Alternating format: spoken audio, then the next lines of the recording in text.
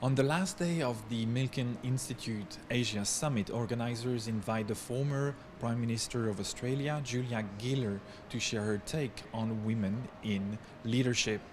The 27th Prime Minister from 2010 to 2013 explained how women and leaders must realign values with their strategies in these difficult times. We're having the right conversation, and I'm a big believer, whilst that sounds like a humble thing, I'm a big believer that you can't fix things unless you can name them, see them, analyse them, categorise them, and then ultimately develop the evidence-based strategies that will change them.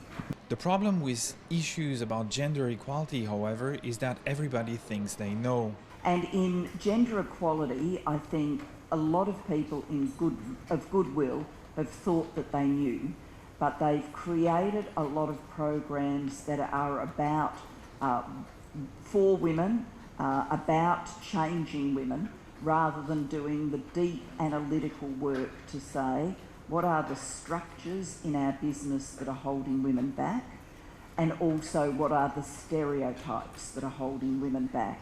According to a survey, 70% of the time a woman's personality trait is referenced in a performance review, it is referenced in a negative way. This world where for consumers-facing businesses, consumers are much more looking through to see whether corporations actually live their values or just have them on a sort of poster in the office and on the back of the letterhead. I do think there will be more obvious penalties for businesses that are just paying lip service to equity, diversity and inclusion generally, and particularly to gender equality. So sexism has global manifestations, but the starting point is different in different countries. And so in many parts of the world, we're still fighting the struggle as to should girls be able to go to school, or at least should they be able to go to secondary school, or should they be forced to drop out, go into early marriage as they hit adolescence.